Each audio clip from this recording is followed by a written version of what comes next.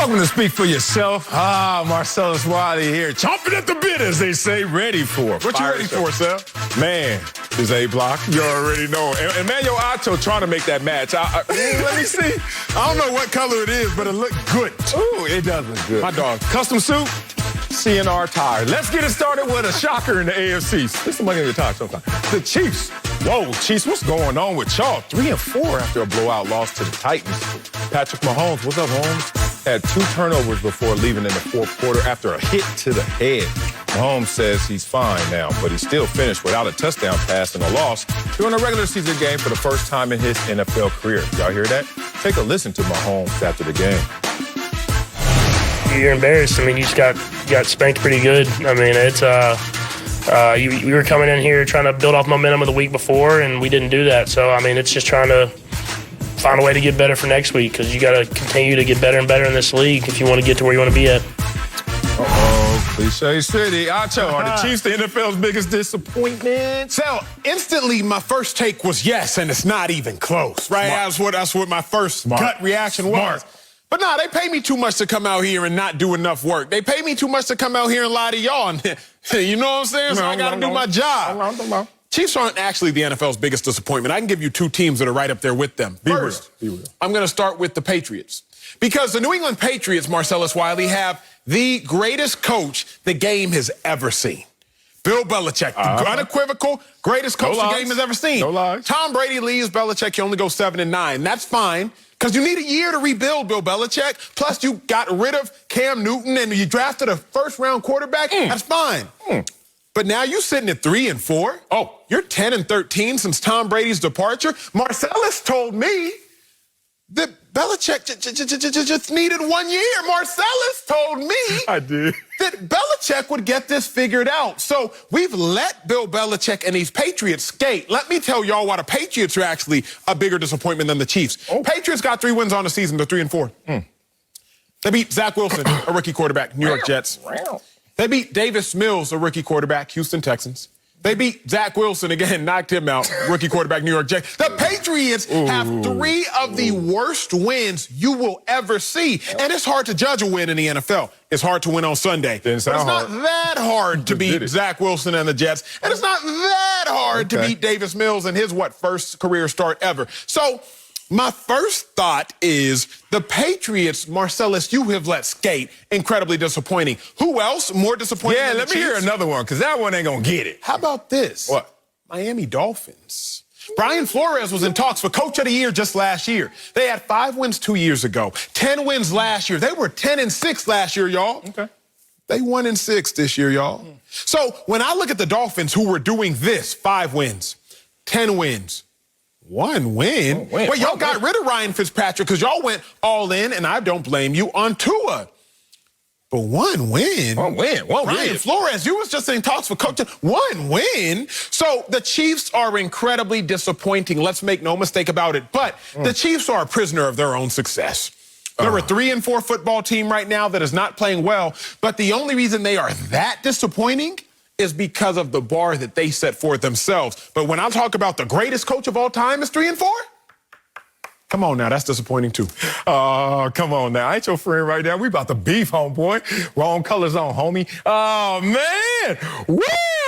Acho, I know you are in a losing battle right now, because when the question is, are the Chiefs NFL's biggest disappointment, you had no ammunition for them. All you tried to do was shoot down anybody else that could be in competition for them as the biggest disappointment. Well, let me just start off by talking about your argument before I get to mine. Please do. And mine is going to be eloquent today. Oh, I'm ready for this. How many teams scored 50 points yesterday? Anybody? I watched a lot of football. Red Zone channel. I love it. I'm sorry, NFL. Patriots. Patriots did? Yes, sir. And they're the biggest disappointment? Okay. Couch that. Any other team that you mentioned? Miami, New England. We're talking about a dynasty presently, currently. Anybody? Yeah, you better lean back in that chair. Unbuttoned too, bro. It's coming. Yeah. Whoa. Man, I can't believe that the Chiefs are the NFL's biggest disappointment. They are, and they know it too. That's why he's getting up to the podium, Patrick Mahomes, Mr. Half a Billy. That contract, not really. It's got a little silly. Shouldn't have done it, my man. Patrick Mahomes is cliche city right now. You know why? because Patrick Mahomes understands this sentence, and it's going to be a run-on sentence. I know. Don't grade me, teacher, but I'm doing this on purpose. I'm doing this for the theatrics. The highest paid player in NFL history has the same record as Mac Jones. Who? Mac Jones. The same guy that you said was a disappointment. Interesting. Why is he in the same conversation as the highest paid player in NFL history? The highest paid player in NFL history has a completion percentage that is lower than Tua, who won't be the quarterback of that franchise going forward, all reports indicate. This same guy leads the league in interceptions. Trey Lance has a longer pass completed than him this year. Trey Lance, one play, Trey. Oh, my God.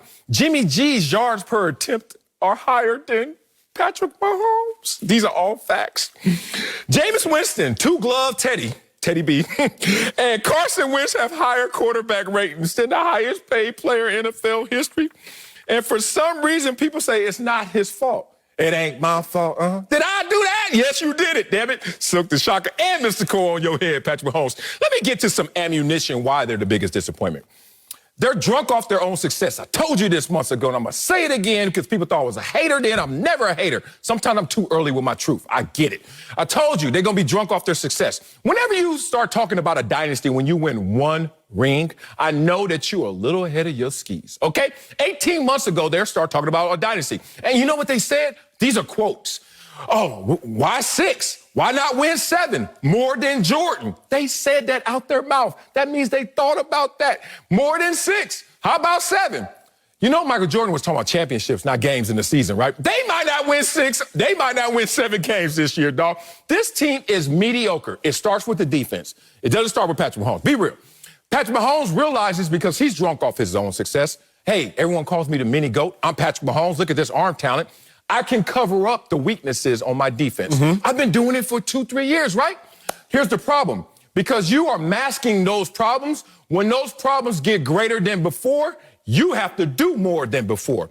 Why would Patrick Mahomes ever think that he should do more? But he has. And now he's pressing. And now he has 6 straight games with an interception. Now you look at Patrick Mahomes, in 2 of his last 6 games has his worst passer ratings. That includes the Super Bowl, and it includes yesterday. We're seeing Patrick Mahomes implode right before our eyes because he's trying to cover up all the issues on defense. All of that adds up to a dynastic team 18 months ago. Now the NFL's biggest disappointment. Bow down. So they are a huge disappointment. I'm not sitting here arguing that, but what I'm going to say is this. Sometimes we get caught up in narratives. Oh, my God, the Chiefs 3-4, how big a disappointment. And we let other cats skate. Oh, let's go. And the reason is that the Chiefs are supposed to be the captains of the NFL, the figurative leaders of the NFL. We're going to go story time, so. Remember when you were a freshman at Columbia? Oh, yeah. And off-season workouts, y'all running gassers. Get it, what? Get it, what? Touch the line! Touch the line! Now, a freshman can come in last place and we might not think anything of it.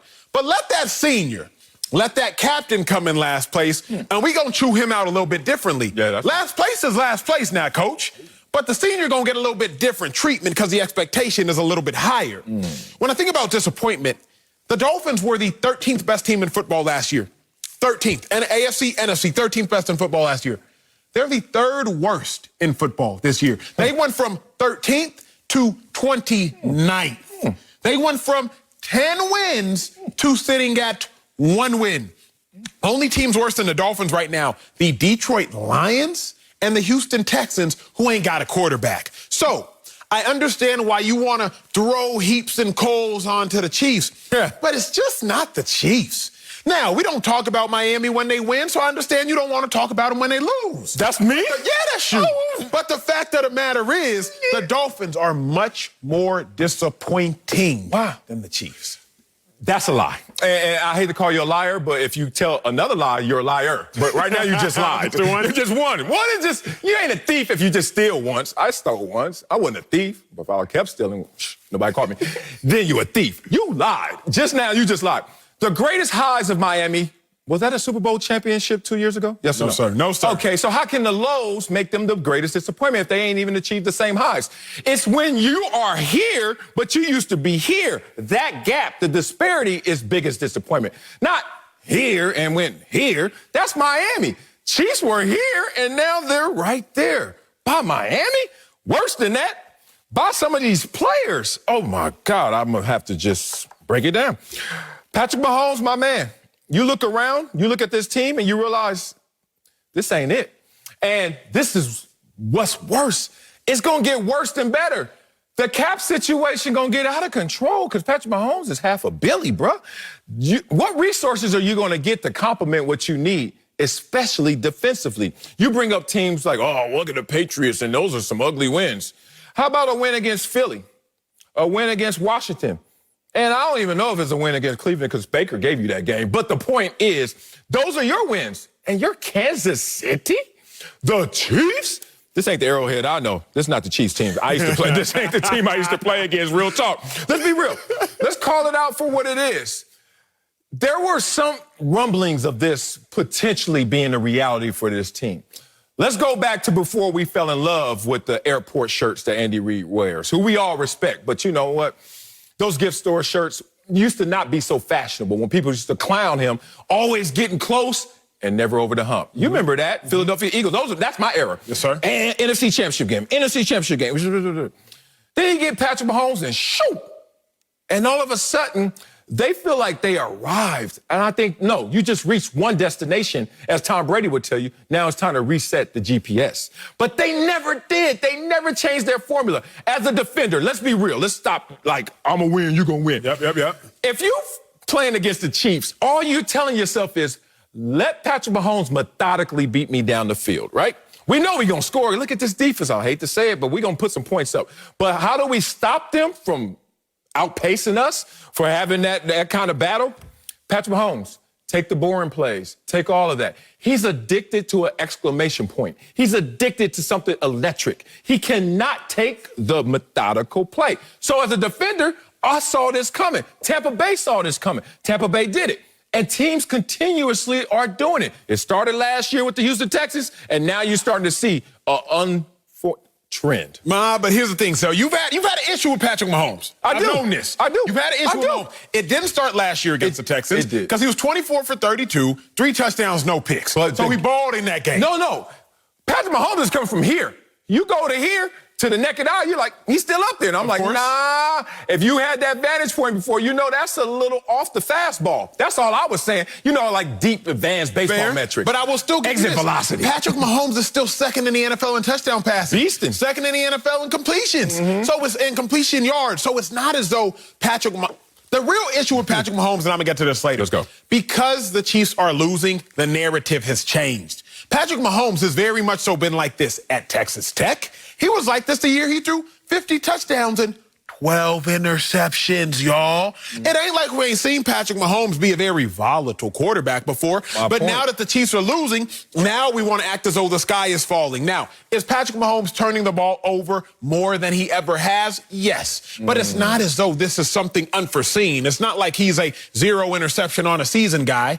He's thrown 12 picks in a season before, a 16-game season before. He gonna pass that. As I look at it, I'm not going to overreact to one, where the Chiefs are right now, two, the Chiefs being disappointed. The Chiefs defense, terrible. Terrible. As a result, Patrick Mahomes is pressing. Chiefs run game still ain't no good. Chiefs ain't done a great job of getting the big plays that they usually get. But I really look at it in totality. Every now and then a team will go through a lull. I think this is the Chiefs going through a lull. This ain't no lull. This ain't. Oh. So you think this is our new reality? Oh, hell yeah. Until they change it. Yes. Wherever you are, there you are, bro. Like, you got to, what's our saying? You got to be where your feet are, right? Where your feet are? Where your feet right now? 3 and 4? What you thinking? You, 7 and 0? You not. Your feet are 3 and 4. This is how they got here, though. The defense said, hey, come here. We're not that good. And the defense has been bad, okay, bad in Patrick Mahomes' starting years, being real. And they've been opportunistic at times, but they've been okay to bad, right? But this time, Patrick Mahomes is chipping in. This is the problem. Patrick Mahomes is chipping in on some of the bad performances by this Chiefs team. Would you ever tell yourself and believe it before it's a reality that Patrick Mahomes would have a worse completion percentage than a rookie and Mac Jones on a team with no weapons? Would you ever thought that? Okay. Would you ever thought that Patrick Mahomes would be tied with another rookie, Trevor Lawrence, for the most interceptions and giveaways this season? Would you ever tell yourself that? No. These are Will you ever tell yourself that Patrick Mahomes will have a fewer yards per attempt than Baker Mayfield, who throws it this far? Would you ever thought that would be a reality? What's this got to do with the defense now? Anybody? Defense? Anybody? Would you ever told yourself that Pro Football Focus, which I swear by, my football Bible, put my hand on it, look at it, Philippians 4:13 tells me that Patrick Mahomes is number 20th ranked at quarterback. 20th? Hold on, let me go to 4:12 and 4:11. Jalen Hurts and Daniel Jones are ranked higher than Patrick Mahomes this year. Come on, man. Like, if we're going to call it like we call it, here's my thing. I got to go run on sentence again. Everybody talks about Patrick. This is my problem with Patrick Mahomes. It's my problem I have with anybody. I love giving props. I give props all day. Dog, you look clean. I always give you props. You Emiacho, I give you props. I text you all the time. Dog, you keep killing it. Do that show, too. Do that show. Just don't forget about me. But just do your thing. Do your thing right. But also, I love, with the same energy, to give you constructive criticism. I'm like, look, anybody, I'm going to give you a pump, but deflate you as well. And do the same to me, because to me, that's reality. Patrick Mahomes gets all the pump, but when something goes wrong, they always want to deflate the defense and the team. I think this time we got to look at P. Holmes. What up, Holmes? Coming up, we're not done talking about Patrick Mahomes. Hell, I'll tell you if we're worried about the Chiefs superstar. Sounds like just me. I don't know about Otto over there. But first, the Eagles have seen better days. We'll tell you if we blame Nick Sirianni or Jalen Hurts for their struggles. And that's next on Speak They Yo Kill. The Eagles lost to the Raiders Sunday and have now dropped 5 out of their last 6 games. Jalen Hurts had nearly 300 total yards, but he also had a big fumble in the red zone in the third quarter. Eagles head coach Nick Sirianni said, quote, "We weren't good enough, and that starts with me." You think? So, Acho, you blame Nick Sirianni or Jalen Hurts for the Eagles' struggles? So I blame Nick Sirianni, and I got so much blame for Nick Sirianni that I'm not even going to get to Jalen Hurts for a moment. The first time we met Nick Sirianni, he was stumbling through a presser, and we hadn't even played a game of football yet. Now, we offered Nick Sirianni grace for that. We offered him some grace for stumbling through that presser, but it hasn't gotten worse. It hasn't gotten better. It's just gotten worse, rather. The last 6 games, the Eagles have been down 30-7, 28-7, 15-6, 28-18, 27-7, and 17-3. If that's not bad enough, the Eagles lead the NFL in penalties with 58. That's on the coach. If that's not bad enough, Miles Sanders, who his first 2 years in the NFL went over 1,000 yards from scrimmage, including his rookie year when he went over 1,300 yards, Miles Sanders, 42nd in the National Football League prior to getting hurt in rush attempts per game. If that's not bad enough, Nick Sirianni, who knew he was a first-year head coach, brought in Jonathan Gannon to be his defensive coordinator. First-year defensive coordinator. Eagles, the worst in passing yards when it comes down to yards, talking about giving those up. So when I look at things, I blame Nick Sirianni because not only was Nick Sirianni and has Nick Sirianni been terrible, but Nick Sirianni is going to bring in a defensive coordinator who was the DB coach in Indy with him, and the last 4 losses, Derek Carr, 91% completion percentage. Tom Brady, 81% completion percentage. Dak Prescott, 81% completion percentage. Patrick Mahomes, 80% completion percentage. Patrick Mahomes? So not even, and not only has Sirianni been bad, but the company that Sirianni decided to keep and bring with him over to Philadelphia has been bad. Dan Campbell has shown me more with his 0-7 Lions than Nick Sirianni has shown me with these 2-5 Eagles. So before I can even get to Jalen Hurts, I'm all focused on Nick Sirianni because this Nick Sirianni experiment has proven to be a failure. Woo, smoke. I thought you were going to save me some ribs, but these bones are going to have to do because, boy, you done lit that dude up.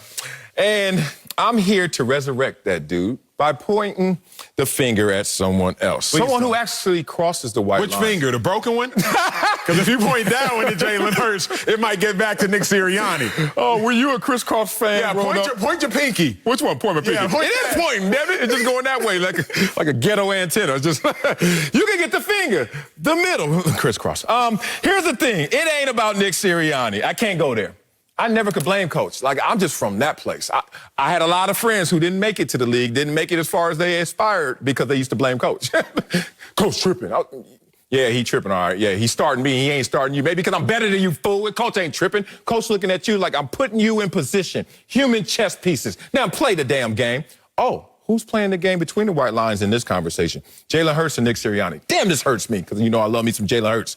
Only thing I love more than Jalen Hurts is the truth, and I have to tell the truth. Jalen Hurts has 3 straight games of below 60% completion percentage. Last time I checked, Coach ain't never told me to throw the ball in the dirt. Last time I checked, Coach never say throw the ball off target. Last time I checked, Coach never told me to fumble the ball in the red zone going in for a score. But all those things have occurred. Hurts has 3 straight games of fewer than 240 passing yards. That's on Coach. That's on the receivers and myself and in our connection and how far we're taking this football. He's had a passer rating of below 100 in 5 of the last 6 games. Uh-oh, that ain't on Coach. And a giveaway in 3 straight games in 4 out of the last 5. Acho! Your argument was the defense because of the opposing quarterbacks, how they lighten them up, right? I give you that because it has metrics behind it. Facts. But then when you start talking about Coach, we got to do some mental gymnastics a little bit. Well, his press conference led to a week 6 loss, and you're like, wait. Now we can't go do all that. Since somebody stutters, does not mean, or is flustered in the moment, does not mean that they're not ready to coach a football team. So that to me is a little bit of the mental gymnastics. You talk about this defense, I got stats to support that as well. But when we look at a quarterback, and it's not Jalen Hurts' fault, he's in a situation that is asking him to do something that he's not prepared for in this moment to do right now. We'll get to that in my second lap. But your passer rating is 22nd, your completion percentage is 29th.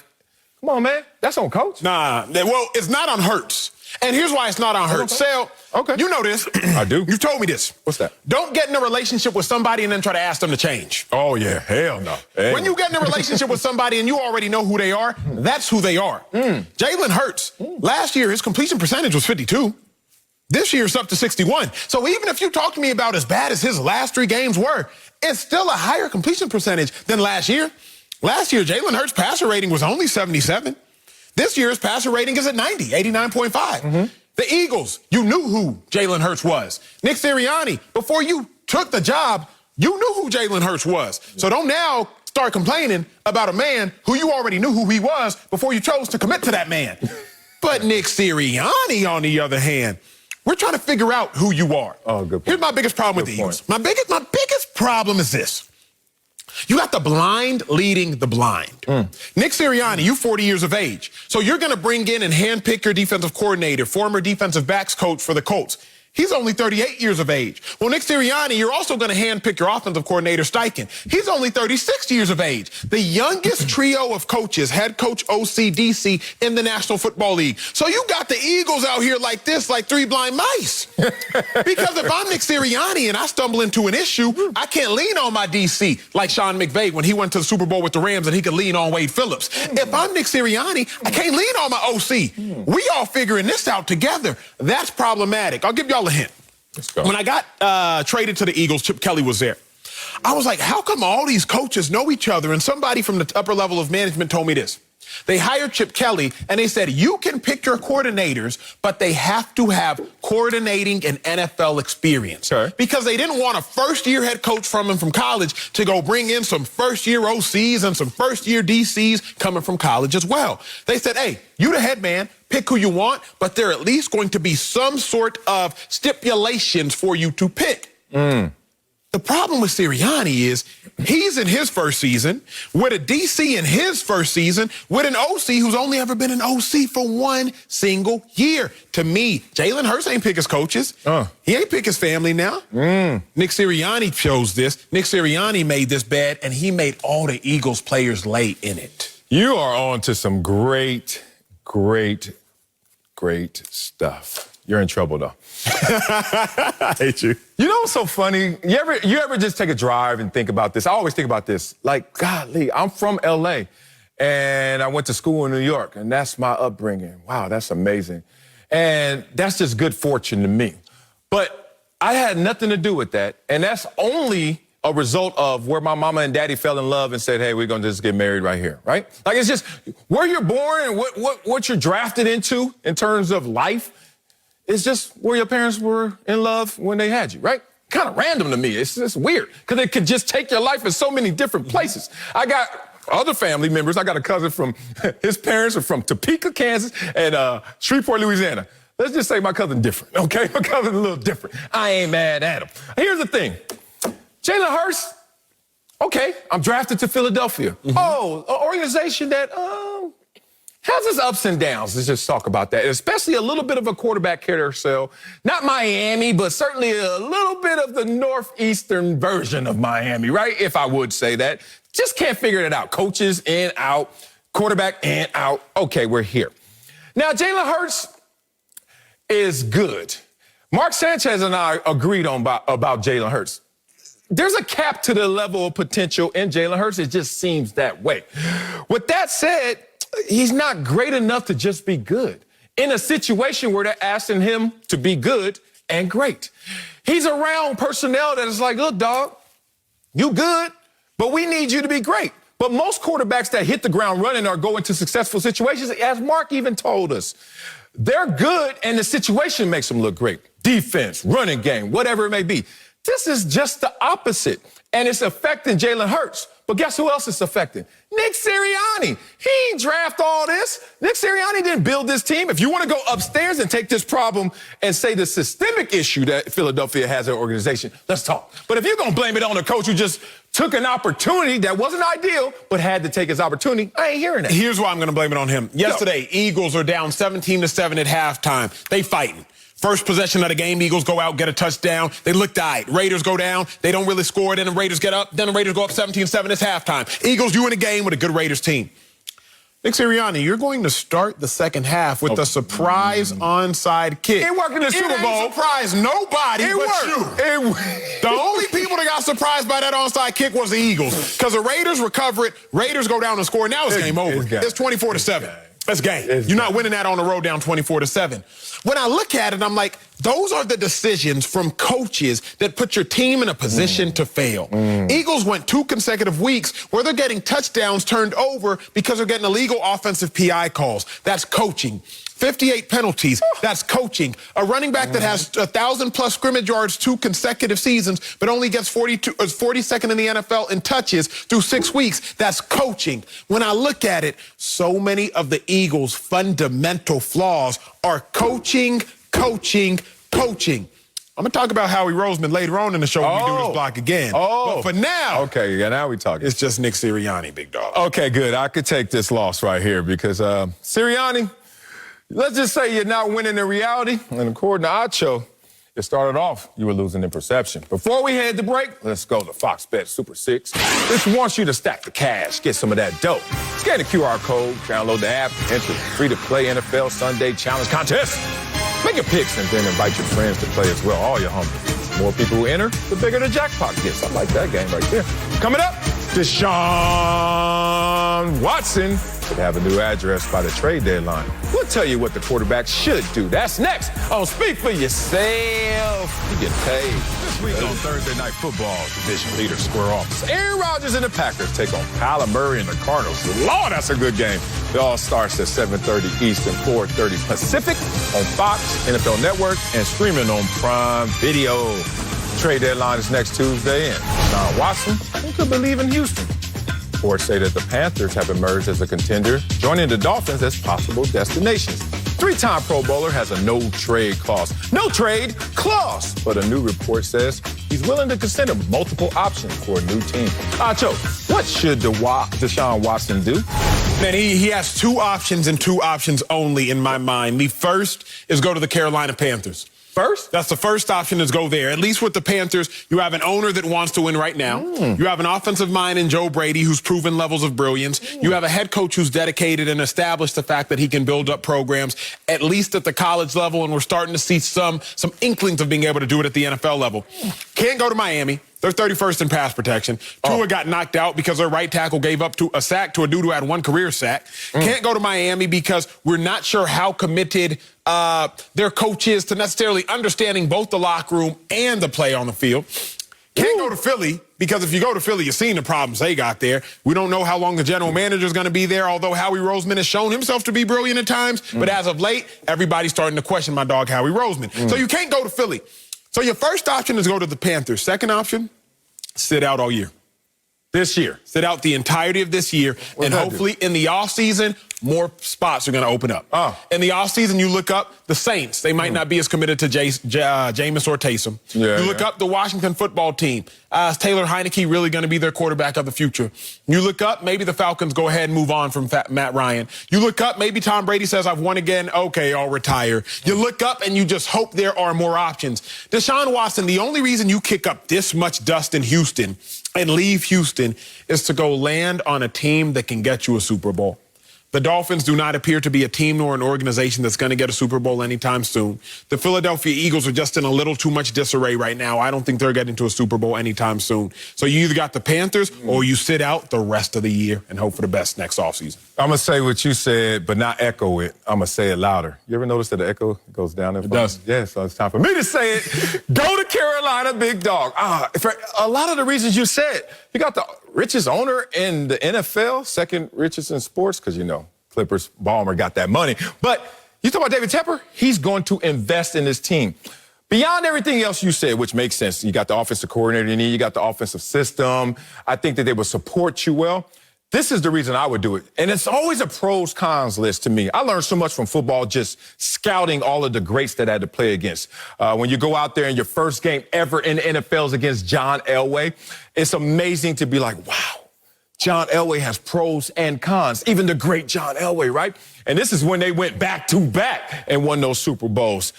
The pros of going to Carolina are simple. Everything you said and one thing you didn't say. C-Mac is on that team. And when I am the quarterback, my ego may not want to hear this, but my team needs to know that I'm not the only reason we can get this done. I'm not the only playmaker on this side of the ball. Yeah, you got Robbie Anderson, you got some playmaker, DJ Moore, all that, I respect it. But C-Mac is the difference maker to any other team you're going to tell me about right now. You want to know why? Because Sam Darnold was literally in the conversation for comeback player of the year. And then what happened? C-Mac got hurt. And what happened to Sam Darnold? Enter Deshaun Watson talk, right? That's how simple this is. We can look at all the other things. You can look at, well, the owner here. You can look at the coordinator here, the head coach here. Who got C-Mac? I would just literally be thinking, who has C-Mac? LeBron James seemed to figure this out at one time in his life. It's like, who has the second, third best player in the league? Oh, Dwayne Wade, I'll go there. Okay, who's next? Oh, Kyrie Irving, okay, I'll go there. Oh, Anthony Davis, this ain't that difficult, man. You go to Miami, it's been a quarterback carousel that's been chewing them up and spitting them out since Dan Marino. I know Deshaun Watson is not any of those guys. He's all those guys added up. The problem is there's something systemic going on there that they don't even know what to invest in and which way is up. If I'm him, I'm going to Carolina. That's a really good thought, and I never thought about that before as far as LeBron just saying, where's the second best player? Maybe not actually the second best player, but that compliments me. That compliments me. Where's somebody with some uber talent? Yeah. It has to be Carolina. Now, my only issue with C-Mac, if we're being real about talking McCaffrey, one more injury. Yeah, I was about to say, yeah. And I do think, I can't say that they're going to be out on him, but one more injury and they're going to start looking at him real funny. Yeah. Like one more and they're going to be like, wait a second now. Because that was the mark on him coming in, like his level of durability based on his size. Everybody's like, I don't know if he's going to be able to handle the rigors. Correct. I could see C-Mac having one more injury and then the Panthers being like, wait a second, this contract real steep now. I need you to take a pay cut. But outside of the Panthers, I really think Deshaun is going to have to pull a Le'Veon Bell type of situation where you just sit for the whole season. We're 6-7 weeks into it now. You sit. Remember Le'Veon Bell in Pittsburgh? Yeah, that ain't work out. It didn't work out for Le'Veon. It didn't go well. I'm hoping that it will work out for Deshaun. You can't go to Miami. Like, for the love of Deshaun. You can't go to, what does that mean? For the love of Deshaun. It's this. You don't cause all this drama in Houston to go somewhere else and be sorry. The Texans got one win this year without Deshaun. The Dolphins have one win this year without Deshaun. Okay. You can't go somewhere else. Like Deshaun, you've caused a lot of drama this year on and off the field. Now, thankfully for some, the NFL owners, NFL fans are all very forgiving. You go back out there and ball, we honestly forget about a lot of the drama on the field, off the field. As far as fandoms, ownership, the NFL entity itself. But if you go to Miami and you go there and they still sorry, now all of a sudden all that drama that was caused was for nothing, not only for the Dolphins, but for you as well. And I'm not convinced that Deshaun is good enough to pull up that entire organization, with that entire organization pulling him down or at least not adding any value. Great points. I thought you were talking just simple, like player talk. Like, Deshaun lives in Houston right now, and all these issues and incidents came in Houston. Not blaming the city, but we played the game. The temptation levels are different in different cities. Like, when you come from drama, you got to go somewhere calmer, not somewhere where everybody's like, oh, Lord. Like, there's tier 1 cities right now. New York, L.A., and Miami in the league. That's tier 1. Tier 1. All that means is you better be hella mature. All that means is you better cover your track. All that means is you better know how to walk and step and maneuver. If not, those cities will eat you What's tier up. 2? Tier 2?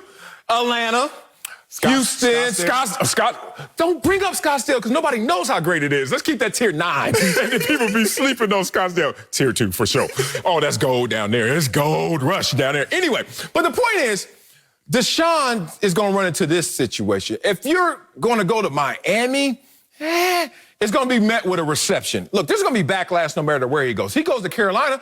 You remember how they cleaned house after Jerry Richardson? And now he goes there? You know that they're going to have some pushback as well. All of that said, Deshaun Watson needs to go to the roster that's ready-made for him right now. Also, Miami doesn't even have a first-round pick. So for them giving up picks, it's going to be future picks that they're not ready-made. But I'm not understanding why you want him to sit out. If I'm Carolina, until he's on the commissioner's exempt list, he playing as soon as I get him, because then I could couple him with C-Mac and make a playoff run. It's almost like this, and I don't know all the details of it because I was just a young warthog back then. But remember Eli Manning was like, man, I ain't going to these Chargers. I was there. He was like, nah, B. The Giants, okay. But I ain't going to these Chargers. It's almost like if you going to cause that much of a ruckus, you better go somewhere where you can win. Oh, I get you. The Giants have proven as an organization they can win. So if you Deshaun, if I'm going to leave Houston after all this mess, I have to go somewhere where I can still imagine the laughing stock that Deshaun Watson would be if he leaves Houston, goes to Miami, and Miami goes 4-12 next year. My God. Like, imagine how we would look at Deshaun, and not just us, how the Dolphins would, how Dolphins fans would, how Dolphins ownership would, how everybody else like, bruh, you did all that for this? So red shirt next year, no matter where he goes. This is a red shirt year. Okay. This is what I'm saying. He's sitting this year. Like, don't force the trade this year. Because at the end of the day, trade deadline, I believe, is next week, Tuesday. November 2nd, yeah. So it's almost like, okay, if it's not going to be the Panthers, just sit in Houston. Deshaun is making $620,000 a game. So $620,000 a week. If he's not going to the Panthers, then I wouldn't go anywhere this year. I would just sit the rest of the year, hold the clipboards, collect your $10.9 million salary, and as soon as this year ends, see what's up with the New Orleans Saints, see what's up with the Atlanta Falcons, see what's up with the Washington football team. But you can't leave Houston. You never leave a job and make a horizontal move. You make a vertical move. Simply put, leaving Houston to go to Miami, at least at this point, is a horizontal move. Wow, so no trust, no full respect for Brian Flores. You have your questions, huh? I got my questions because the aspect I didn't bring up. Remember how Deshaun Watson feels about social justice issues. And remember the stance Brian Flores is taking on social justice. A lot of Jay-Z music being played. Brian Flores, when the social justice issue popped out, him and Kenny Stills go at it. They went at Kenny it. Stills played for the Texans with Deshaun. I'm just thinking the last thing you want in a society that's proven itself to be volatile is also go somewhere where your head coach and your quarterback can start beefing as soon as something outside of the locker room in society pops off. Now your quarterback and your coach got beef. I'm thinking there. Yeah, that's a great point. Well, wherever Deshaun goes, man, I wish him the best, and hopefully that situation has bad Wi-Fi. Keep him off Instagram. Coming up, here come the Bengals. You know I got a joke everywhere. We'll tell you, that night, stadium traffic Wi-Fi, you can't get nothing. We'll tell you if their blowout win was more about them or the Ravens. Yeah, I had that one loaded. That's next. Don't speak for yourself. Got love for you, Deshaun. Offline, too. Let's get to the shocker in Baltimore. The Bengals upset the Ravens yesterday and are now on top of the AFC North. First time since 2015. Joe Burrow had 3 touchdown passes and a career high with over 400 passing yards. Rookie Jamar Chase added over 200 receiving yards. The Bengals snapped the Ravens' 5-game win streak and left Lamar Jackson trying to focus on what's next. Take a listen. Just move on. They came in, they played a great game. I feel our guys were playing good as well, a little bit, here and there. But they got the W. Gonna go in the next week, gonna work, see what we messed up at when we watched film. Yeah, gonna move on. So, Sel, did the blowout win say more about the Bengals or the Ravens? There's only one answer. It said more about the Bengals. And we know. Good for them. Statement win. Whatever everybody's going to say. Boring, boring, boring. Let me tell you how this becomes a blowout game in the first place. I told you this months ago, and sometimes, like I said, I get called a hater because I just say the truth too early. And I said this too early. Here's the thing. You can't lie to yourself in this world. We try to all the time, and we hope other people help us as well. I hope somebody comes up to me and says, oh, you look good in that. That's fresh. When in reality, you can't lie to yourself. The mirror tells all. The Baltimore Ravens didn't have a healthy amount of respect for the Cincinnati Bengals, despite the Cincinnati Bengals being a good team this year. But you can't lie to yourself. I don't know where Acho went to high school. You tell me you went to St. Mark's in Dallas, Texas, proper. And did y'all play other schools, all saint schools, Catholic schools? Yeah, okay, so I do know where you're from. And there's probably one sorry-ass school. Like, look, just be real. Everybody, we were the sorry school. My school, St. Monica, I hate to say it, senior year, we were 0-10. And then they retroactively gave us one game because they had ineligible players. So we were 1-9 off the field, 0-10 on the field. Point being, I know when we showed up, teams were eye-rolling like, by halftime, we talking to the cheerleaders. These dudes, sorry. You just can't lie to yourself no matter what you see coming in reality. The Baltimore Ravens tried to fake it. Oh, Cincinnati good. Cincinnati really good. Cincinnati could beat us. Boy, but you're not lying to yourself. So what Cincinnati's mindset was, why this turned into a blowout, more so than a highly contested battle on the gridiron, is simple. Cincinnati got a memo in their own head, their mental math, that this is February, and we at SoFi Stadium. This is our Super Bowl. We are finally going to be first in our division. We finally going to take over this division. We have arrived. And when you're playing a game of football, which is a great game of skill, but a greater game of will, mind over matter, the wattage, the amplification of the moment, intensity, whoever comes out ready for that moment is going to be the victor. In this situation, Baltimore tried to fake it, but they couldn't make it. Cincinnati was playing a Super Bowl yesterday. So I want to add to your point, if I can, on this show. I'm not here to fight with you. I'm not here to argue with you. I'm just here to be an additive value. Because what you said isn't just some verbal jargon to make a good point. It was actually displayed on the first third down of the game yesterday. And I'm thus going to display it for y'all in the first down of the show. It's not just that the Bengals are incredibly talented, because they are. It's not just that the Bengals have great weapons on the outside, because they do, but the Ravens didn't really come out ready to play physically, mentally. Why do I say that? The first third down in a football game will tell you a lot about what's about to happen. Right. Third down, they call it money down. Cha-ching! And on money down, that's when the defense got to lock in. It's 3rd and 8. It's 3rd and 8. Ravens, get a stop, get a stop, get a stop, get off the field, get off the field. I need you to communicate. I got Tyus Bowser, I got Brandon Stevens. We got the tight end, we got the back, top of the stream. It's easy money, man to man. Everybody just take your man, take your man, take your man, take your Brandon Stevens. Oh, it looks like that is your man based on the picture I'm seeing pre-snap. First third down, Bengals, big pickup. All that is a mental error. Now, why does that matter? Because how you start the game can at times be how you will finish the game.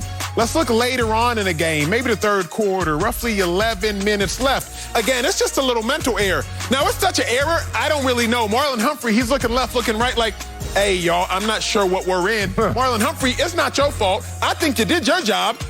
I don't even know what coverage this is. 4 dudes guarding 1. And now, wide open, Joe Burrow, that's about as easy as it will ever get for you. So the Bengals, I will give them all their credit because they are nice. And the Ravens, well, they took them Bengals a little too light. Sal, you exactly right. It wasn't just that the Bengals are good. It was that I don't think the Ravens took them as seriously as they should have. Yeah, man, the full respect wasn't there. It just happens so often in this world, especially in the sports world. I'm glad you went up there and illustrated that point, because it can sound like a lot of verbal jargon. Like, oh, man, shut up. Everybody ready to play. Facts. No. What you mean they weren't ready? They just got... No, let me give it to you like this. Let's rewind from yesterday, Baltimore getting smoked. What happened the week before? They spanked the L.A. Chargers, right? What happened the week before that? They played the Colts and get a close one in the victory, right? So look at the emotional roller coaster they've been on. And here's the simple mental math that we can't lie about. Are the Bengals better than the Chargers? Even if you say yes, not that much. And guess what? We spanked the Chargers. Guess what we going to do to the Bengals? Probably spank the Bengals. If not, beat them at least. And that's the problem. You fall into your own mental traps. Woo! Now, Bengals, here's your fair warning. I'm going to give it to you right now. It's not good enough to just be excellent one week, another week. Consistent excellence when they see you coming. That's going to be the next test for this team. Because I believe in the Bengals. I think this is a playoff team. I don't know the math right now in the AFC. It's kind of wild to say that, wow, Cincinnati too. But the point being, this is a real team. How real? It depends on their response to the adversity that's going to come, which is basically, oh, y'all not surprising us anymore. Now we're at full wattage amplified. Here's what's crazy. The Bengals are the best team in the best division in football. AFC North is now unequivocally the best division in football. AFC North, every team is 500 or better. We tried to say the NFC West. Remember, the NFC West had the Cardinals. The NFC West got the Rams. But then you look at the Niners. You look at the Seahawks with Russell Wilson out. It ain't the West no more. The Bengals are actually out here the best team in the best division in football, led by a quarterback who has such merited confidence. It ain't cockiness. Joe Burrow has true merited confidence. That is a Jamar Chase, who is the best rookie receiver I have seen in a long time. Probably I would go as far back as to say since Odell Beckham. Everybody loved Justin Jefferson and what he did last year. But Jamar Chase, to me, is phenomenal. You got a coach who the players believe in him, and the coach believes in the players. So the Bengals, I think, are here to stay. Yesterday's win says a whole bunch about the Bengals. It says a little bit about both. It says this much, that the Ravens didn't take the Bengals seriously, and the Bengals are good enough to smack you in the mouth if you don't take us seriously. Even if you take us seriously, we still might get you. You always tell me about growing pains, because you sound like me and I sound like you right now. Like you always say, well, you got to take your lumps, you got to take your lashes, right? This team hasn't taken its lashes just yet. The Bengals? The Bengals, because they're running up on teams right now like, oh, y'all ain't know we grew over the summer, homie. We got bigger. You know what I'm saying? Pump it out. Chest bumps. I give you all that. Problem is, here's this thing. Acho, Fortune's 30 under 30, right? Weren't you one? Yes, sir. Sorry. Weren't you one of? Yes, sir. Yes. All right. So you understand this. Imagine you're here. And then I'm like, we're doing our show. And they say, we got another Forbes 30 under 30, and they're going to do the show with y'all tomorrow. I don't know what your mindset's going to be, but I already know what's going to happen. This dude going to come in here and unload the clip. This dude coming in here throwing ninja stars in every take. Like, he's trying to eat, right? He got one time to do it, to prove, right? That's Cincinnati to Baltimore. I'm going to prove we belong on this top tier in our division, which is the toughest division. Here's the problem. You watch Fast and Furious. Everybody has. Be careful how many times you hit that nitrous button, because people don't believe there is a nitrous button. Let me tell y'all what the nitrous button is. We all put on our headphones. We all put on our songs. We all put on our same pregame ritual. There I go, I'm ready. And you never know what they hitting like until you out there getting hit or hit 10. And what happens after that? The mental math is like, oh, they really hitting today. But then can you turn it on, or is it already too far gone?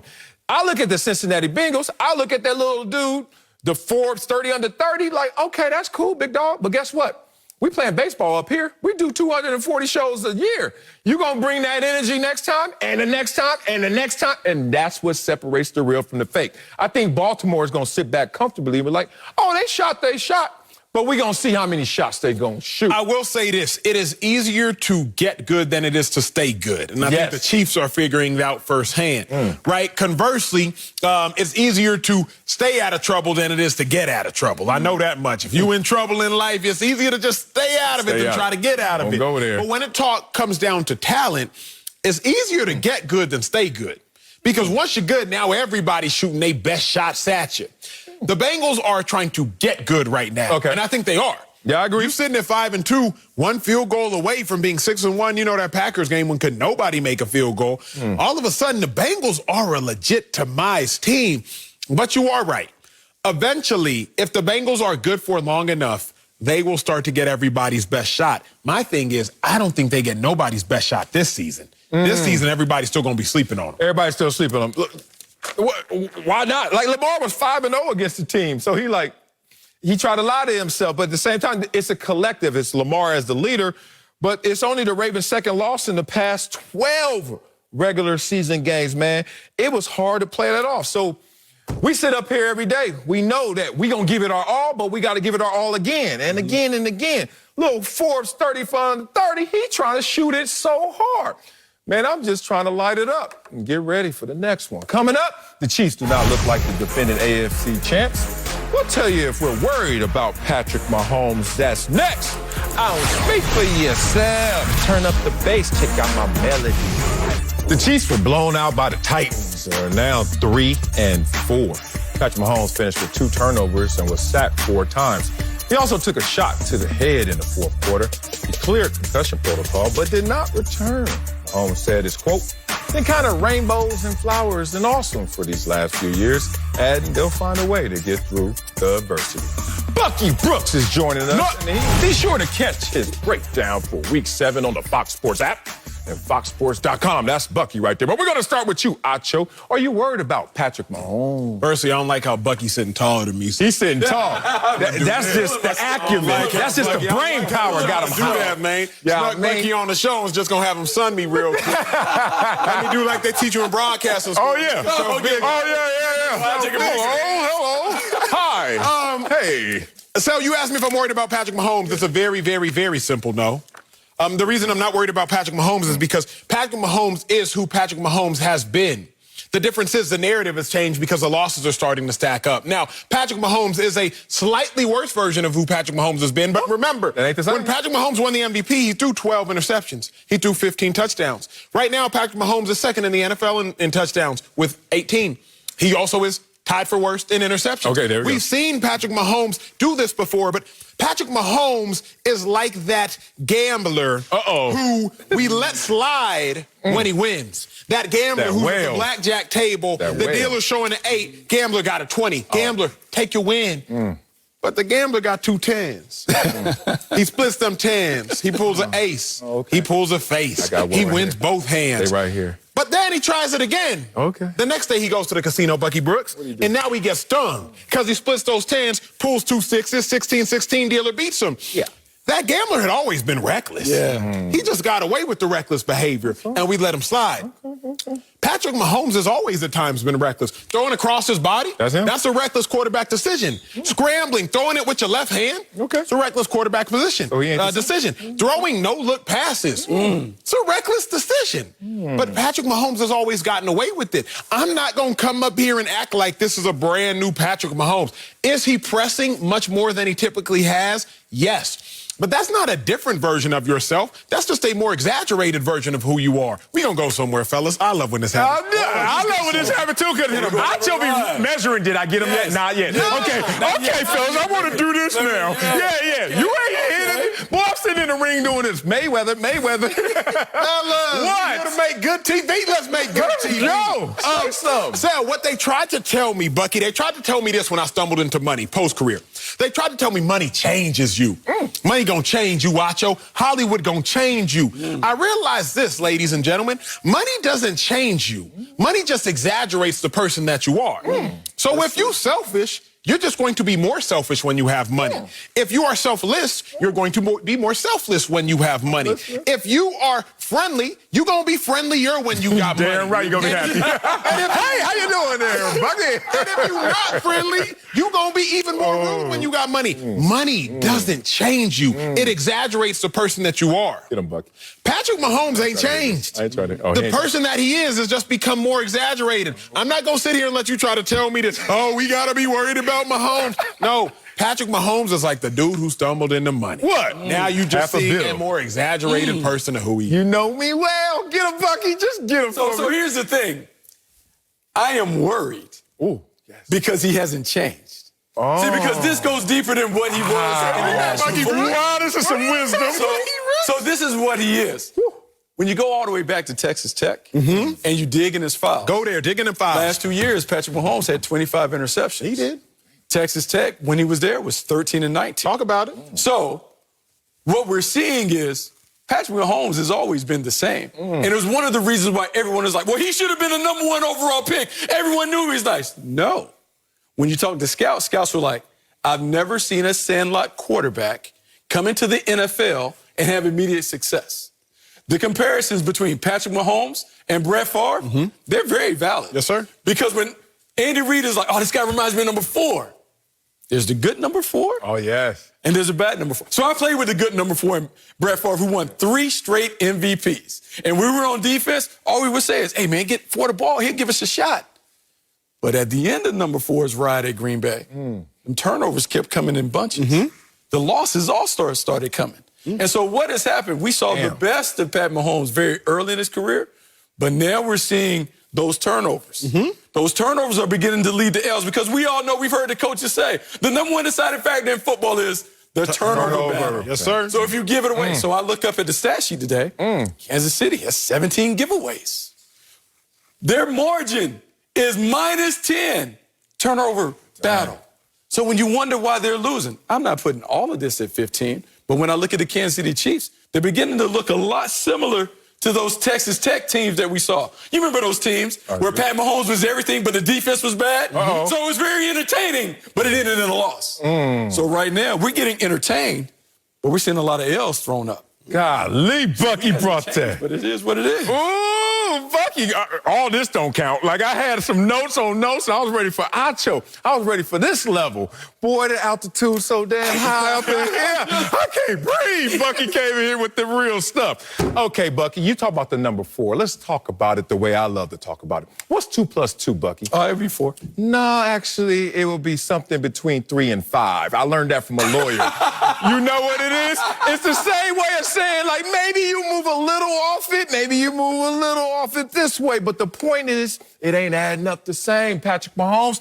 Now, my boy Acho spits at me, and he tells me, like, this is Patrick Mahomes, and that's a good thing. And I'm glad, Bucky, you finally brought home what I was trying to say. I was struggling, Bucky, that's the problem. Here's the problem. I'm a defensive lineman by nature, the way I look at the game. And if you know a defensive lineman, we always are going to pursue the path of least resistance. Hey, he give me the speed rush, I'm going around him. Even if I'm fat and slow, I'm going around him. Oh, he giving me the power rush, I'm bullying his butt. Oh, I could go inside, I'm going inside. We ain't married to any style. Patrick Mahomes is married to one style, which is, we'll figure it out. And then you're like, no, Mahomes, pass on this one. Methodically get up and down the field. Take the short ones. Take the intermediate route. Nah, dog. Exclamation points only over here. Mustard on a beat, bro. So here's the problem with Patrick Mahomes. He doesn't have a counterpunch.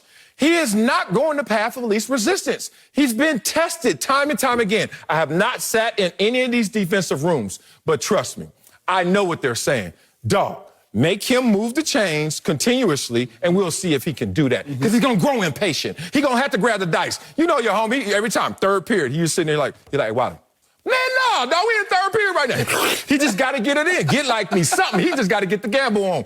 Patrick Mahomes realizes this defense is porous, but he still can't change. So until he gets that counter punch, which is, okay, y'all want to play this style? I got that style in my bag too. He's going to struggle like he is this year. But the thing is, he can struggle, but I'm not worried about it because his success will always overcompensate for his struggles. What I mean, we've seen Steph Curry go 1 for 11 from 3 before now. We've seen Steph Curry go 2 for 15 from 3 for now. We've seen Steph Curry struggle, but don't nobody ever flinch. Because we know eventually Steph Curry will course correct. Oh, I get you. Eventually, them shots will start falling again. I'm not going to be like, hey, Steph, stop shooting. Stop shooting from 3. Just start driving. Get some layups. Get to the free throw line. No, because Steph Curry, you are like something we have never seen before. Even though we've seen you struggle, we ain't never seen you. Patrick Mahomes is like something we've never seen before. He got some Favre in him, I feel you. Favre led the league in interceptions, if I am not mistaken, Bucky Brooks. You may have been there at the time. Multiple times. So I'm really not tripping because Patrick Mahomes is feast, and he's not even famine right now. They're just a little famished, but that don't mean he's famine. So we gonna see him feast again, but still, I don't even necessarily want him to change. You know? Like I do. The reason I don't want him to change is because change might, to a degree, lessen his greatness. Develop that counter, but don't develop that counter at the expense of your go-to. Like, I like the counter. Me and Steph talked about Dwight Freeney.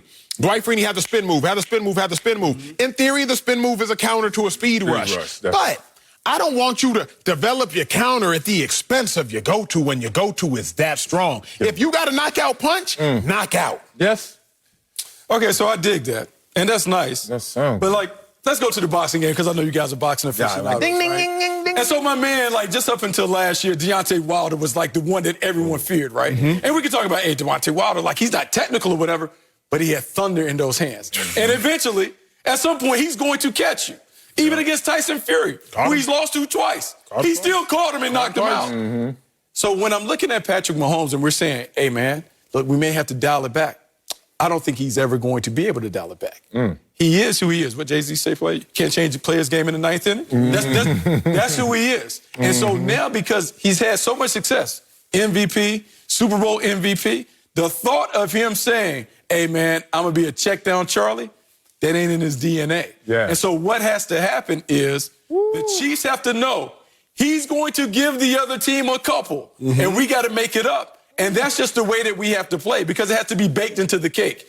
He is going to turn the ball over because that's the way that he plays. Sal, real quick, what Marshawn Lynch say? What, the great philosopher. He doesn't say anything, I thought. But he did say one thing that was oh so special. Well, I'm going to get got, but I'm going to get mine more than I get got, though. Like, Patrick Mahomes is getting got. But I better tell you, he going to get his more than he get got. Okay. So don't tell himself stop getting got. Oh, I'm going to tell him. He going to get got. I'm going to tell him, you know why? He going to get his more than he get got. No.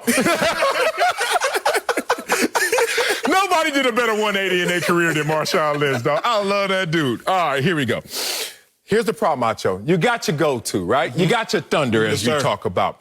You always got to set up your go-to and your thunder against the top competition because that works. Like, your go-to is so funny. It's like fool's gold because it gets you to a place where you're like, yo, this is going to work against everybody. But you forget that all you're doing is ascending in terms of competition, ascending in terms of expectations to a place where they like, nah, plan A ain't going to work, bro. What's plan B? This is why Tom Brady is the best and the GOAT. Because Tom Brady has realized that, oh, dog, I'm going to keep it simple. Stupid. KISS. I'm always going to go to my go-to by setting it up. Check down, check down. Oh, I'm not too ashamed to check down, check down. And then when I see it, yeah, here you go right over the top. I learned this valuable lesson going to college. I think we all did, but we may not have articulated it. When I got to college, I looked around and I'm in Columbia freshman year and I'm like, damn, all these people probably going to be successful in some form or fashion, right? And I'm the only one sitting here thinking I'm going to play football. The rest of these dudes going to make it up the top of that mountain some other way other than physical sports. And then I go out into the world, sitting here now 46 years young, and I see so many parents with so much enthusiasm for their kids to be athletes like I was, or entertainers, right? When nerds rule the world, then Tom Brady rules the world. Nerds in football rule the world. The one who have the fundamentals, the go-to and the counter, that has all the tools in their belt. And I look at Patrick Mahomes, I'm like, yeah, that works. And that's going to work more than it's not. But to compliment yourself in fullness, you got to start setting that up. He doesn't set it up. Tell me this, Acho. If you're saying he the same, let's read off a couple things. He posted his career worst regular season passer rating on Sunday. That's the same for Patrick Mahomes? That's career worst. All-time worst. Compared to what? His last game, which was against the Super Bowl champion Tampa Bay Buccaneers last year. Starting to see a little trend right here, Acho? Here's the trend. 6 straight games with an interception. Come on, big dog. You're starting to see a trend with a passer rating under 75 in 3 of his last 8 games. If you don't want to notice that little difference from up here to down here, then Patrick Mahomes won't work on the counter, won't work on the setup. Won't work on his go-to because he's going to think that's all he got to go to, though. Coming up, the Eagles are trending in the wrong direction right now. Boy, Marshawn the Beast. I'll tell you who's to blame for their latest struggles. Next on Speak for Yourself, with Bucky up here dropping big. Eagles lost to the Raiders on Sunday and have now dropped 5 out of their last 6 games. Jalen Hurts had nearly 300 total yards, but he also had a big fumble in the red zone in the 3rd quarter. Eagles head coach Nick Sirianni, what up? Said, quote, we weren't good enough, and that starts with me. Bucky is back, but Acho, who's to blame for the Eagles' struggles? I spent a lot of time blaming Nick Sirianni as opposed to Jalen Hurts, but who is the ultimate blame for the Eagles' struggles? It's general manager Howie Roseman. Ooh. And I praise Howie Roseman when he does a great job compiling a roster and goes for it all to help the Eagles win the Super Bowl. Yes, you do. So it's time to be critical of Howie Roseman now. Now, my first issue with Howie Roseman is not that his draft picks are bad, it's that they are unnecessary. You draft Dallas Goedert in 2018 in the second round, but you already got Zach Ertz there, who's in the midst of his prime, sets an NFL record for tight ends with 116 receptions the year you draft Dallas Goedert. So now that you have Dallas Goedert, you've proven Zach Ertz expendable. Goes on to Arizona. He only had the longest reception for a touchdown of his career in yesterday's game. So it's not that Dallas Goedert ain't good. He was just unnecessary. I look at Jalen Hurts. I'm not going to classify Jalen Hurts as not good. But you have a man in Carson Wentz who now is the only quarterback in the National Football League with 11 passing touchdowns and one interception. We're back on that again? I thought we got rid of the Carson Wentz. Now we back? He back. Go away. Die, Roach. You got a man in Carson Wentz, 11 passing touchdowns, one interception or less. Only quarterback in the National Football League with that.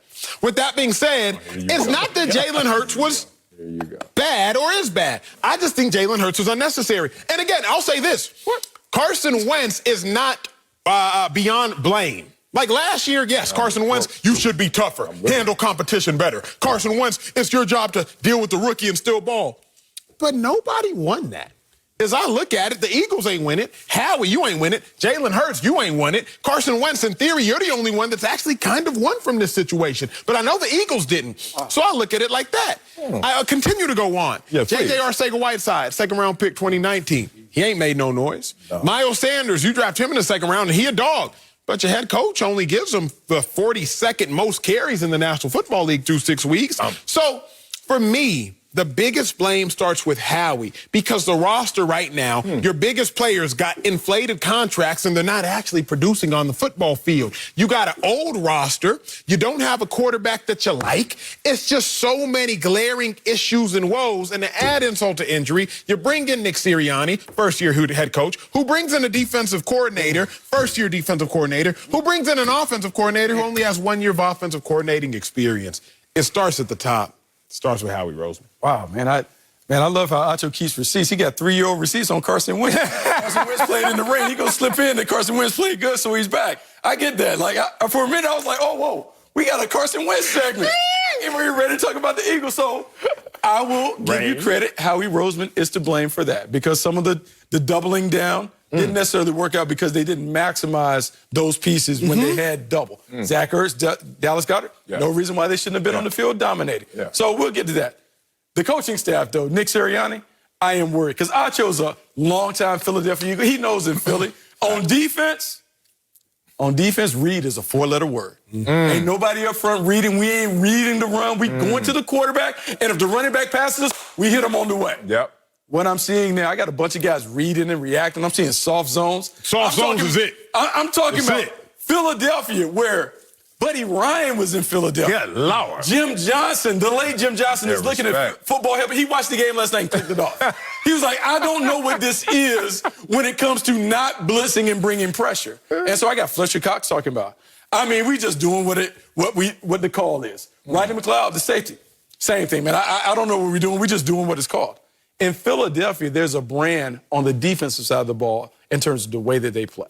And they're not playing to the brand. So we can worry about the offense. But to me, Philadelphia's always been about the defense. And defensively, they're as soft as baby pudding. Damn, baby pudding. A lot of that going around my house right now. I got a bug going on. All my kids are projectiling. It's crazy. I don't know what's out there in these streets.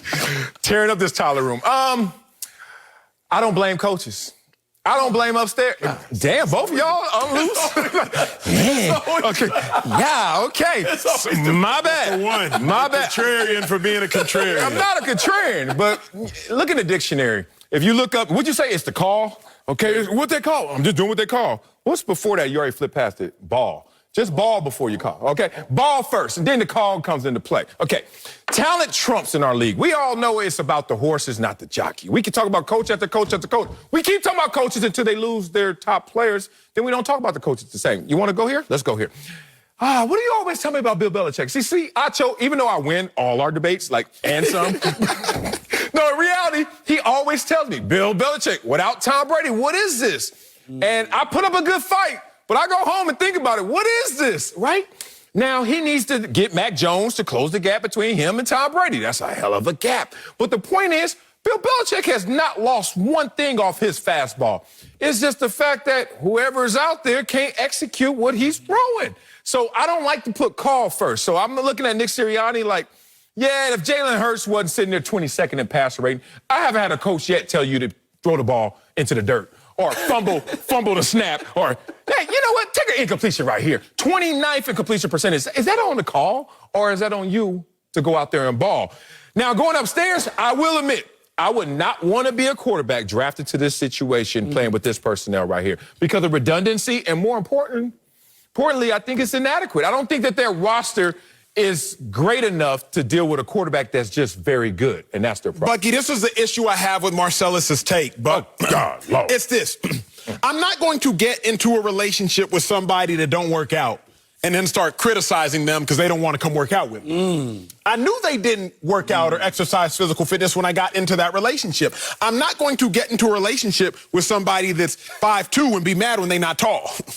That don't make no sense. Put on them heels, though. They can. Yeah, I mean, they got some 6 inches. I'm still limited. Cut your hair and put on heels her, y'all together. Like, I know the relationship I'm getting into. I feel that. You knew the relationship you were getting into with Jalen Hurts. What is that? What it is was he's 52nd in completion percentage last year. That was worse in the league. Yeah. His passer rating was 77 last year. That was bottom barrel in the league. So I'm not going to blame Jalen Hurts because Jalen Hurts is a person I knew who didn't work out.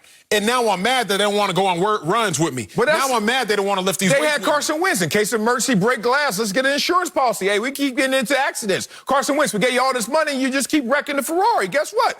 I ain't going to just necessarily have to get another First off, he didn't keep wrecking the Ferrari. The problem at hand... Were you in it? Are we re-legislating this? I'm not re-legislating. Are we going back to Carson Wentz? And then his feelings got hurt when he wrecked the car. Here's why I'm going back to Howie Roseman. Let's go to Howie. If I'm driving a car, right? If I'm Carson Wentz and I'm driving a vehicle, shotgun. but Howie's riding shotgun. Oh, damn.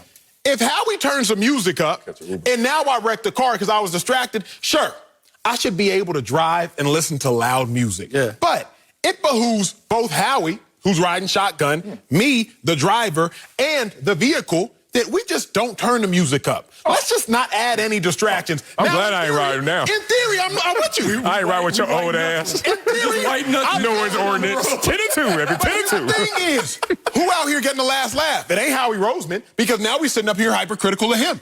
It's not Jalen Hurts, because now he's sitting up here hypercritical of him. The only person that's actually winning, again, is Carson Wentz, because what? The Eagles need Carson Wentz to stay on the field for their draft pick. They're not connected. They're entirely connected. And not in this moment. And like in that moment. All right. So in that moment, we have a decision to make. Carson Wentz is making all this money, but man, it ain't looking good for Carson Wentz for about a year plus, right? Okay, whatever.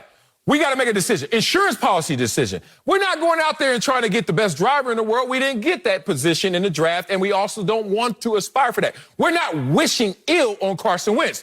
But we can't let him just continue at this rate without insurance, right? We can't just keep getting into accidents and fender benders at this rate. So we got insurance. All of a sudden, Carson Wentz catches feelings because of him driving into things, and they have to move on. Here's the thing. In this moment, it's not connected. This is why it's not connected. Carson Wentz could have had failures and success this year, whatever it may be.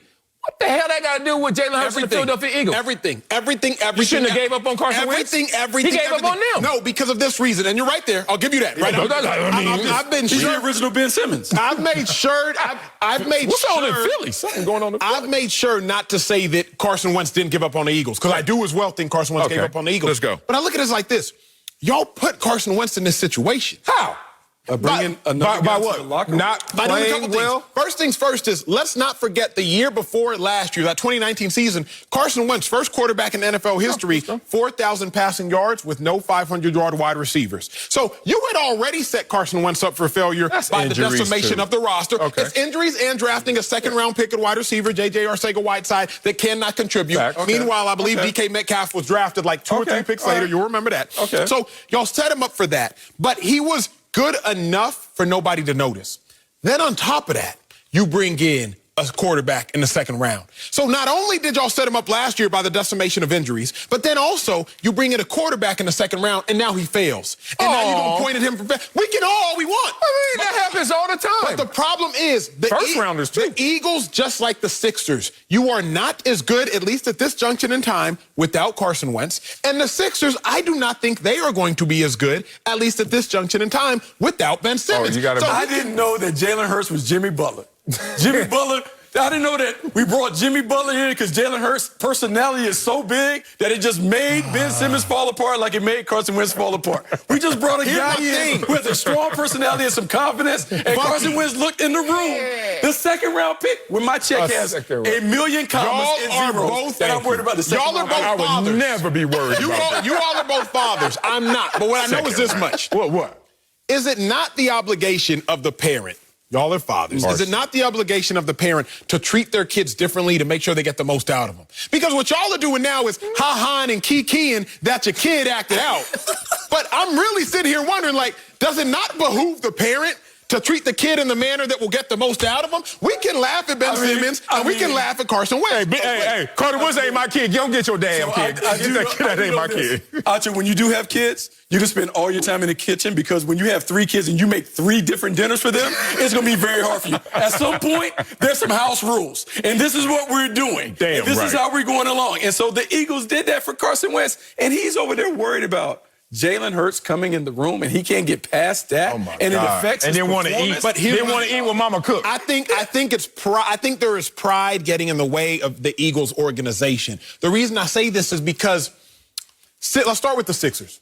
Sixers, y'all aren't actually winning if Ben Simmons, a 3-time All-Star, All-NBA player, All-Defensive player, like, it's very hard for me to fathom you will get better by getting rid of Ben Simmons and not getting something that is better for him. Now, we can tweet at him and get all the laughs we want, but it's hard for me to fathom that the player who is 5th in the NBA in triple-double since he got into the league, Ben Simmons, player who is dedicated to some things, maybe not a jump shot, but we know he good at some things, it's hard for me to fathom y'all are going to get better.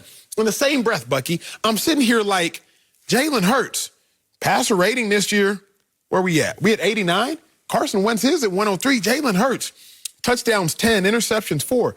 Carson Wentz, 11-1. So, and looking at it, I'm like, we can laugh at it, but Carson Wentz is better than Jalen Hurts. But the Eagles got rid of Carson Wentz. Okay, but how if we did this, though? Because he's better because Frank Reich is there. Hello. Now, if we put Frank Reich in Philly with Jalen Hurts, there you go. Maybe we get a better you're onto product. Maybe we get a better product. So it goes back to Nick Sirianni. If Nick Sirianni is the coach that we think he is, he should be able to get that out of Jalen Hurts that we're seeing getting out of Carson Wentz in Indianapolis. That's fair. So then it goes back again to Howie Roseman. Because who was a part of bringing in Nick Sirianni? Oh, let me be a host right here and interject. Here's the thing. Carson Wentz was in Philly, and we saw that. And we saw it of late wasn't good enough. And he thought it wasn't good enough, so he left. To me, all the comparisons stop there because Jalen Hurts is in Philadelphia now. Now, Jalen Hurts can't raise his hand like Carson Wentz did to say, I want to go back to my offensive coordinator who used to tuck me in so well and make me have the bedtime stories and I can sleep well. Like, Jalen Hurts can't do that. So I've seen a situation, addition by subtraction, that worked for the Clippers. Different reasons, but look, you lose a Kawhi, they go farther than they've ever been in terms of playoff success. Why? 2 things. 1, next man up, and second of all, we're all pulling in the same direction. I don't know about the Jalen Hurts situation. It just seems like with that personnel, and like you said with Howie, everybody ain't pulling in the same direction. Coming up, 49ers could not handle the rain or the Colts last night. Oh, here's some more Carson Wentz talk. We'll tell you if Kyle Shanahan is nearing the end of the road with the Niners. Next, speak for yourself. Y'all, we are not talking Carson Wentz. Not at all. Like I said. Tomorrow on Fox, Game 1 of the World Series. Freddie Freeman and the Braves take on Jose Altuve and the Astros. All begins tomorrow, 7:30 Eastern on Fox and Fox Sports app. It's time, y'all. Back to the NFL, where the rain and the coach both came down hard on the 49ers last night. Carson Wentz had 3 total touchdowns in the win. On the other side, Jimmy G had 3 turnovers, and the Niners now lost 4 straight. Goodness. After the game, Kyle Shanahan was asked if he deserves any criticism and said, quote, I'm the head coach of this team. I expect it and I deserve it. Gotcha. Kyle Shanahan nearing the end of the road with the Niners. Although we don't. Ding, ding. Play that piano like you did on IG, boy. Ding, ding, ding. Man, he nearing it, big dog. Kyle Shanahan, the only reason that he is not already at the end of the road Let's go. is because you will fire Kyle Shanahan to try to find someone that looks like Kyle Shanahan. Oh, great You'll point. fire Kyle Shanahan to try to find a young offensive mind with head coaching experience, maybe been to a Super Bowl before, maybe a NFL pedigree, a lineage of being in the NFL. Like, you would fire Kyle Shanahan. He would submit his resume with a different name, Shia O'Canahan, and you'd be like, oh, this Shia O'Canahan guy really looks like an applicant, and you'd end up hiring him all over again.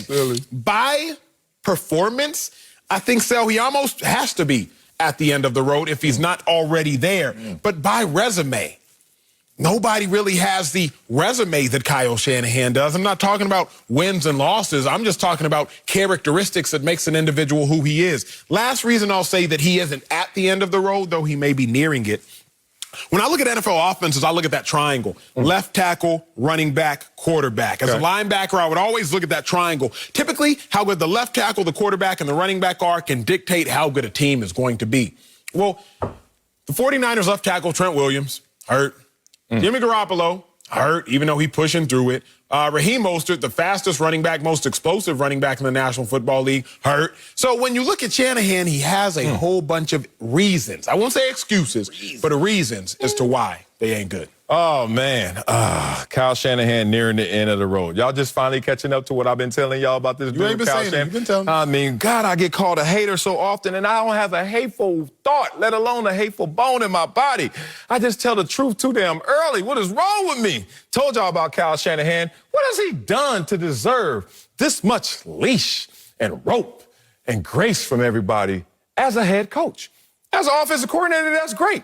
When I was a backup in the league doing spot duty, that was one way to look at me in terms of expectations. But as soon as they say, hey, Wiley, you starting, you can't go out there and give them spot duty results. You got to give them starting results. And that's the problem with Kyle Shanahan. I'm not in love with these results. They finished 20th or worse in scoring in 3 of Shanahan's previous 4 seasons. I thought you said he was an offensive mind, homie.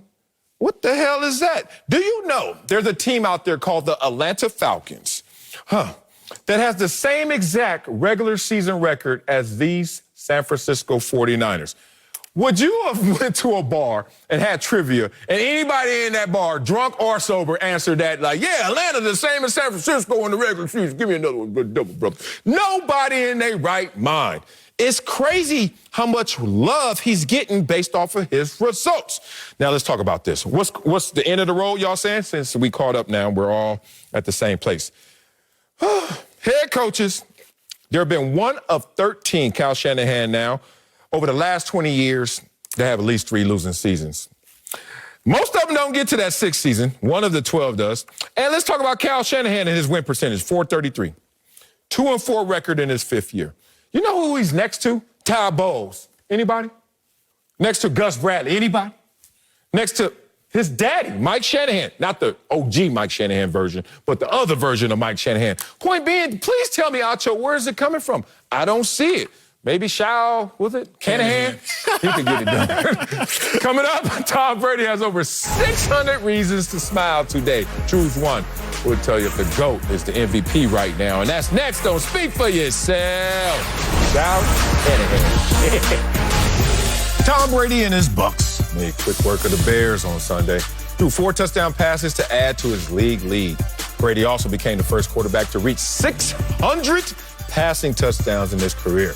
The GOAT currently has the 4th best odds to win MVP according to Fox Bet Sportsbook, and is only trailing Kyler Murray, Dak Prescott, and Josh Allen. So, Acho, is Tom Brady the MVP right now? Ahora. Yeah, he is. Right And it's very simple for me. Tom Brady, he leads the NFL in passing touchdowns. Tom Brady, he leads the NFL in passing yards. Tom Brady got 2 games with 4 touchdown passes, 2 games with 5 touchdown passes. Tom Brady has tasted success last year, but unlike the Kansas City Chiefs, is bouncing back and once again dominating. Okay. I love what Kyler Murray is doing, and Kyler Murray is in that conversation. But if we're being totally honest, he's in that conversation for 2 reasons. Number one, his team in totality, 7-0. But also, we've never seen Kyler Murray be this good, so this is shocking us. A little bit. Shocking us. Shocking. Like, if you go to a steakhouse that you know smacks and you have a good steak, you're not that surprised. It's always good. It's always. But if you go to a steakhouse that your friend recommends and all of a sudden it smacks, like, oh, wow, this place is really good. It's not necessarily as good as the other steakhouse, but it surprised you. Okay. Tom Brady is like the 5-star steakhouse that you know each and every time it's going to deliver. Kyler Murray is like visiting that other steakhouse that you're like, oh, wow, this was really good. In actuality, not better than Tom Brady, but it's good based upon your expectation. Tom Brady is the unquestioned MVP right now. How you like your steak? Medium. That's it? Warm pink center. You know, like, I go like... Come on now. I go like Don't medium, try to act like you ain't ghetto. I go what medium you want? plus. What is it? I go medium plus because, like, if that thing's still mooing, big dog, I'm not an expert steak eater just yet. I've noticed, because you just heard this medium. And then the waiter going to walk away. You're like, come here. Medium well. What are you up to later? I say medium. See, now you're doing too much. Give your take. I will give my take. take. My take is simple. As you said, that was simple. That was not simple. The simple answer is Kyler Murray, dog. Why Kyler Murray? I don't know. His team hasn't lost. Okay, well, you can say, well, Tom Brady's are right there. Look, 5 of their 7 wins, Kyler Murray, teams with 500 records or better. Good teams. Really good teams, Acho. Only 2 for the Bucks. Uh-oh. So not only have we not lost, we played tougher opponents. Kyler Murray, let's stand out. Let's have the steak like we like it. Kyler Murray has a higher completion percentage than Tom Brady. You said he's winning in the categories. Couple, not all. What about higher passer rating? The one that adds them all up, Acho. Who you think has the better steak, Kyler Murray or Tom Brady? Kyler Murray. Also, higher passing yards per attempt. Why I'm bringing up stats?